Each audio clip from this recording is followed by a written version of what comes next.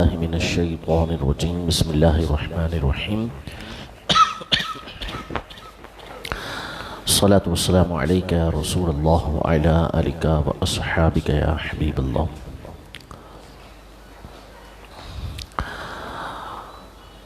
قیامت کے دن جب اہل ایمان مسلمان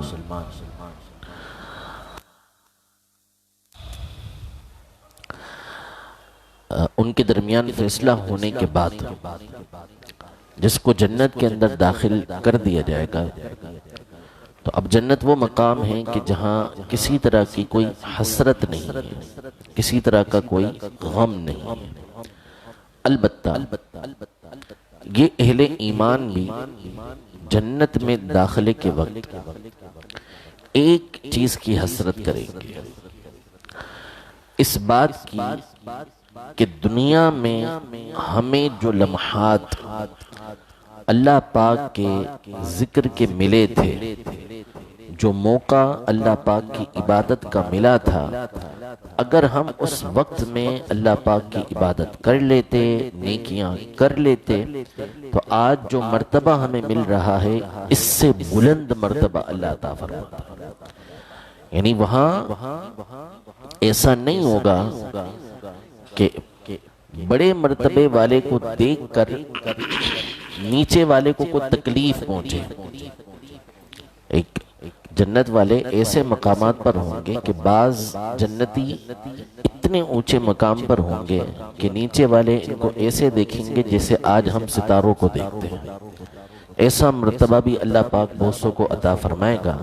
جنت میں داخل ہونے کے بعد کوئی حسرت نہیں، کوئی کسی سے حسد نہیں، کوئی وہاں غم نہیں، لیکن داخلے کے وقت بندے کو یہ حسرت ہوگی کہ کاش وہ لمحات کے جو اللہ جل شانہ نے مجھے فرصت کے عطا کیے تھے، مجھے موقع ملا تھا، اس میں اگر میں اللہ پاک کی عبادت کر لیتا، اس کو راضی کرنے والے کام کر لیتا، اللہ کا ذکر کر لیتا، تو آج اس کی جگہ میں وہاں پر ہوتا۔ میں کچھ باتیں اس حوالے سے کہ رمضان المبارک کی آمد ہے اور اللہ نے چاہا تو انشاءاللہ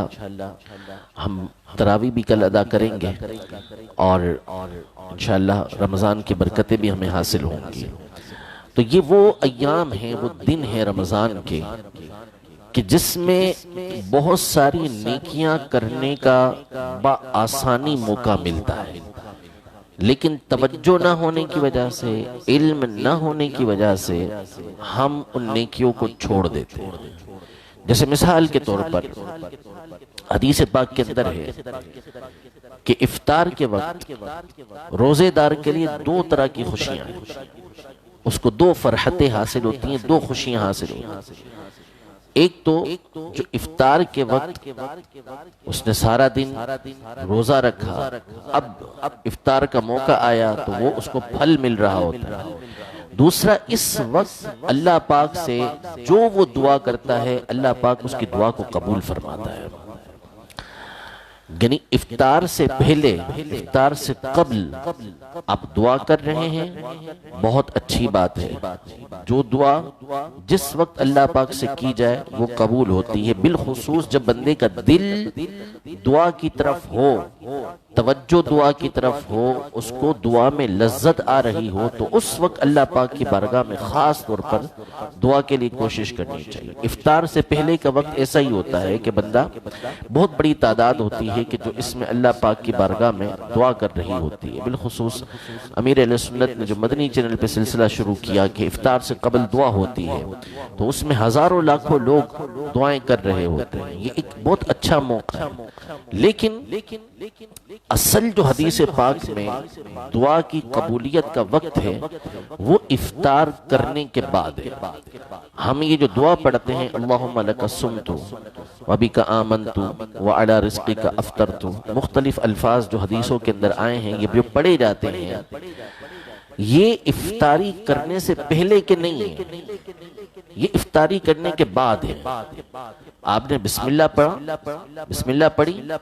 کھجور کھائی، پانی پیا، اس کے بعد یہ دعا پڑھی جائے۔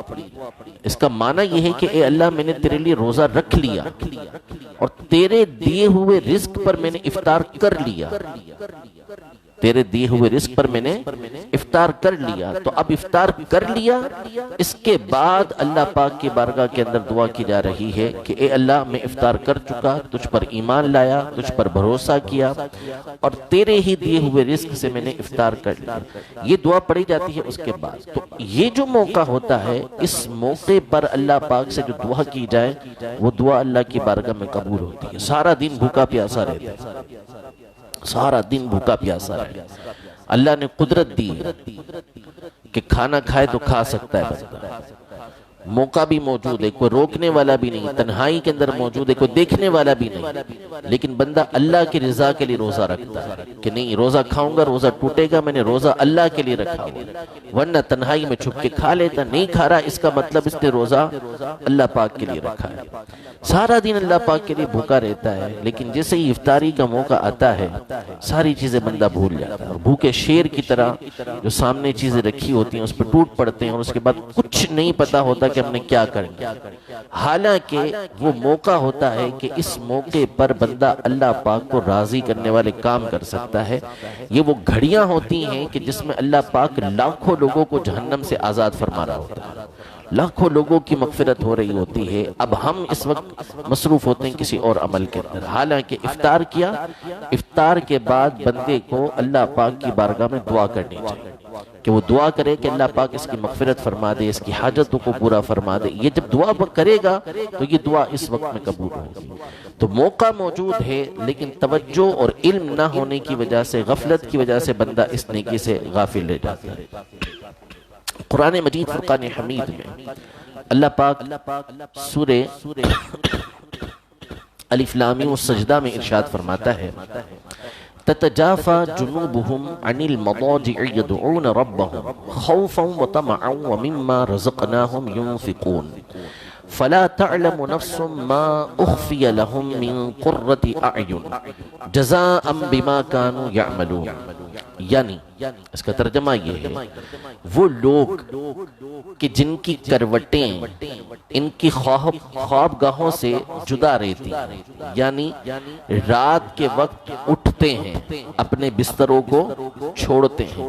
یدعون ربہم اپنے رب کی عبادت کرتے ہیں، خوفا و طمعا خوف رکھتے ہوئے اور امید رکھتے ہوئے عبادت کر رہے ہیں کہ اللہ جل شانہ اپنے عذاب سے ہمیں محفوظ رکھے، عبادت کر رہے ہیں کہ اللہ پاک اپنی رحمت ہمیں عطا فرمائے۔ اس انداز میں رات کو اٹھ کے دعا کر رہے ہیں، اور اللہ کی راہ کے اندر اللہ پاک فرماتا ہے جو ہم نے ان کو رزق دیا ہے اس میں سے کچھ خرچ کر رہے ہیں۔ جب بندہ ایسا کرتا ہے تو انعام کیا فرمایا اللہ پاک؟ رات کو اٹھا، بستر چھوڑا، بستر چھوڑ کر اللہ پاک کی بارگاہ میں حاضر ہوا، خوف رکھتے ہوئے، امید رکھتے ہوئے اللہ کی رحمت پر عبادت کرنا شروع کی۔ اللہ پاک انعام ارشاد فرماتا ہے کہ فَلَا تَعْلَمُ نَفْسٌ مَا أُخْفِيَ لَهُم مِّن قُرَّةِ أَعْيُنٍ، یعنی جو آنکھوں کی ٹھنڈک اللہ نے ان لوگوں کے لیے تیار کی ہے وہ کوئی جان نہیں جانتی، یعنی کیا نعمتیں اللہ پاک ان کو عطا فرمائے گا یہ کوئی نہیں جانتا، کوئی بھی نہیں جانتا۔ یہ بدلہ ہے ان کے نیک کاموں کا کہ ان کے نیک کاموں کے بدلے ان کو یہ چیزیں دی جائیں گی۔ تو اب یہ موقع ہوتا ہے کہ رات کو اٹھ کے اللہ پاک کی بارگاہ میں عبادت کرنا۔ حدیث پاک صحیح مسلم شریف کی نبی پاک صلی اللہ علیہ وسلم نے ارشاد فرمایا رمضان کے بعد سب سے افضل روزے اللہ پاک کے مہینے محرم کے روزے کہ محرم کے روزے رکھنا رمضان کے بعد سب سے افضل ہے، اور فرمایا فرض نمازوں کے بعد سب سے افضل نماز رات کی نماز ہے۔ فرض نمازوں کے بعد سب سے افضل نماز رات کی نماز ہے کہ آپ نے فرض پڑھ لیے، جو آپ پہ مقرر تھا وہ پڑھ لیے، نفل نماز آپ پڑھنا چاہتے ہیں تو اس میں سب سے افضل نماز یہ رات کے وقت کی نماز ہے۔ رات کی نماز کا مطلب کیا ہے کہ اس کے لیے تہجد شرط نہیں ہے، تہجد الگ چیز ہے، تہجد ایک حصہ ہے۔ رات کی نماز کا مطلب یہ ہے کہ آپ نے عشاء کے فرض ادا کر لیے، اس کے بعد اگر آپ 2 رکعت نفل بھی ادا کر لیتے ہیں تو آپ رات کی نماز پڑھنے والے ہیں۔ یہ سب سے افضل نماز ہے اور اس پر بہت ساری بشارتیں حدیث پاک کے اندر آئی ہیں۔ اب عام دنوں کے اندر ہماری غفلت کیا ہوتی ہے؟ عام دنوں میں غفلت یہ ہوتی ہے کہ ہم کہتے یہ ہیں کہ عشاء کی نماز کی 17 رکعتیں ہیں، عشاء کی نماز میں 17 رکعتیں ہیں جو ہم احادیث طیبہ سے ثابت کرتے ہیں، حدیثوں کے اندر اس کے فضائل موجود ہیں، لیکن ایک بڑی تعداد ہوگی جو نماز پڑھتی بھی ہے تو 9 رکعت سے زیادہ نہیں پڑھتی، 9 رکعت سے زیادہ نہیں پڑھے گی، 4 فرض پڑھے گی، 2 رکعت سنت موقدہ پڑھے گی اور 3 وتر پڑھے گی۔ اس کے علاوہ عام طور پہ ہمارے یہاں لوگ اور رکعتیں نہیں پڑھتے، حالانکہ اگر وتر پڑھ کے اور رکعتیں بھی پڑھنی چاہیے، چھوڑنا نہیں چاہیے۔ وتر پڑھ کے 2 رکعت نفل بندہ پڑھ لے تو اب رات کی نماز پڑھنے والوں میں شمار ہو جائے کہ رات کو اللہ پاک کی عبادت کرنے والا ہے، جس پر فضیلتیں آئی۔ رمضان کا مبارک مہینہ، اس میں ہم لوگ اٹھتے ہیں رات کو سحری کے اندر، جو اٹھتے ہیں سحری کے اندر اٹھ کے اللہ سحری کرتے ہیں، کھانا کھاتے ہیں۔ تو ہمارا کھانا کھانا یہ سب کو معلوم ہے کہ کس انداز میں سحری کے وقت میں کھایا جاتا ہے، حالانکہ اس وقت کے لمحات ایسے ہوتے ہیں۔ ہمارے یہاں یہ ہوتا ہے کہ آخری 2 منٹ باقی ہیں، 1 منٹ باقی ہے، جلدی سے پانی پی لو، 2 ڈیلے کی بھی ہوتی ہیں کہ اس کو پانی دے دو، اس کو پانی دے دو، آخری لمحہ ہے 1 گھونٹ پی لو پانی کا، یہ ہمارے یہاں ہو رہا ہوتا ہے۔ حالانکہ ایسا کرنے کی ضرورت کیا ہے؟ آپ سمجھے کہ 5 منٹ پہلے آپ کے سحری کا وقت ختم ہو چکا ہے، آپ نے جو پینا تھا، جو کھانا تھا وہ کھا چکے، تو اب اس افراتفری کا فائدہ کیا ہے؟ کوئی فائدہ نہیں ہے۔ بندہ فارغ ہو گیا سحری سے، مختصر اور ایسی سحری اس نے کی کہ جس کے ذریعے سے وہ روزہ اچھی طریقے سے گزار سکے۔ سحری کے بارے میں فرمایا کہ مبارک کھانا ہے، یہ مبارک ناشتہ ہے، اور وجہ یہ بیان فرمائی کہ تسحروا، سحری کرو اس لیے کہ اس کے ذریعے تمہیں روزے میں قوت حاصل ہوتی ہے، روزے میں قوت حاصل ہوتی ہے، مضبوطی حاصل ہوتی ہے، طاقت حاصل ہوتی ہے۔ اب اس کا مقصد یہ تھا کہ روزے کے اندر قوت حاصل ہو، اس کا مطلب یہ نہیں تھا کہ معدہ خراب کرو، پیٹ خراب کرو، یہ سحری کا مقصد نہیں۔ تو سحری کے بعد بندہ کچھ وقت نکال لے۔ عام دنوں میں بندہ بہت بڑی تعداد ہے نماز پڑھنے والوں کی بھی، فجر پڑھنے والوں کی بھی، اس کے ظاہر ہے کہ وہ تہجد میں نہیں اٹھتے، لیکن یہ مواقع ہوتے ہیں کہ اس میں بندہ بآسانی تہجد کی نماز پڑھ سکتا ہے۔ اگر اپنا ذہن بنا لے کہ میں نے 30 روزے تو رکھنے ہی رکھنے ہیں، سحری میں تو اٹھنا ہی اٹھنا ہے، تو کھانے کے ساتھ ساتھ کیوں نہ میں 2 رکعت نفل روزانہ پڑھ لیا کروں۔ اب اس نے 2 رکعت نفل پڑھ لیے تہجد کے، تو 30 دن تک مسلسل اس کی تہجد ہو جائے گی، کتنا ثواب اسے حاصل ہوگا۔ حضرت عبداللہ بن سلام رضی اللہ تعالیٰ عنہ یہ فرماتے ہیں کہ نبی پاک صلی اللہ تعالیٰ علیہ وآلہ وسلم جب مدینہ منورہ پہلی مرتبہ تشریف لے کر آئے تو لوگ جوک آپ کی بارگاہ میں حاضر ہونے لگے، بڑی بڑی گروہ جو ہے وہ آپ علیہ السلام کی بارگاہ میں آنے لگے۔ کہتے ہیں میں بھی گیا، یہ بہت بڑے یہودیوں کے پہلے عالم تھے، پھر اس کے بعد مسلمان ہوئے، یہ نبی پاک صلی اللہ علیہ وسلم کی بارگاہ میں حاضر ہوئے تو کہتے ہیں چہرہ دیکھا تو چہرہ دیکھ کر میں سمجھ گیا کہ یہ کسی جھوٹے کا چہرہ نہیں ہے، یہ کسی جھوٹے کا چہرہ نہیں، یہ چہرہ ہی اس بات کی گواہی دے رہا ہے کہ یہ سچے ہیں۔ تو آپ فرماتے ہیں کہ جو سب سے پہلی بات میں نے نبی پاک صلی اللہ علیہ وسلم سے سنی وہ یہ تھی کہ سلام کو عام کرو، سلام کو عام کرو، بھوکوں کو کھانا کھلاؤ، بھوکوں کو کھانا کھلاؤ، صلہ رحمی کرو، یعنی رشتوں کو جوڑو، آپس میں رشتہ داروں کے ساتھ تعلق رکھو، میل جول رکھو۔ اور آخری بات ارشاد فرمائی کہ جب رات میں لوگ سو رہے ہوں تو اس وقت اٹھ کر اللہ کی عبادت کرو، سلامتی کے ساتھ جنت میں داخل ہو جاؤ، سلامتی کے ساتھ جنت میں داخل ہو جاؤ۔ ایک حدیث پاک میں ارشاد فرمایا کہ جب قیامت کا دن ہوگا تو اللہ پاک کی طرف سے ایک ندا کرنے والا ندا کرے گا، آواز لگائے گا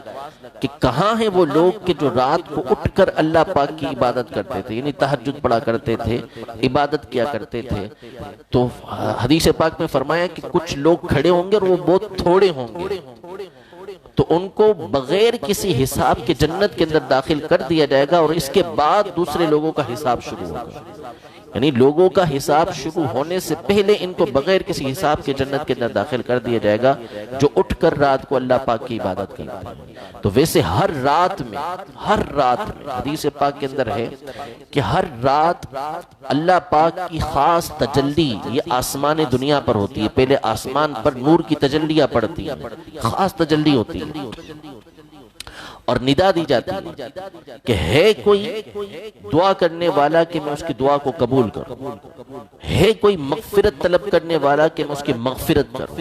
ہے کوئی اس طرح کا، ہے کوئی اس طرح کا۔ صبح تک اللہ پاک کی طرف سے یہ ندا کی جاتی ہے کہ کوئی ہے اس طرح جو ہے وہ دعا کرے، کوئی ہے جو مغفرت طلب کرے کہ میں اس کی مغفرت کروں۔ لیکن رمضان کی جب راتیں ہوتی ہیں تو یہ وہ خصوصی راتیں ہوتی ہیں کہ جس میں اللہ کی رحمتیں اور چھما چھم برس رہی ہوتی ہیں۔ تو اب نیت کر لیں کہ انشاءاللہ ایک تو سحری اس انداز میں کھائیں گے کہ نہ پیٹ خراب ہو، نہ اور کوئی مسائل ہو، اور روزہ ہمارا اچھی طریقے سے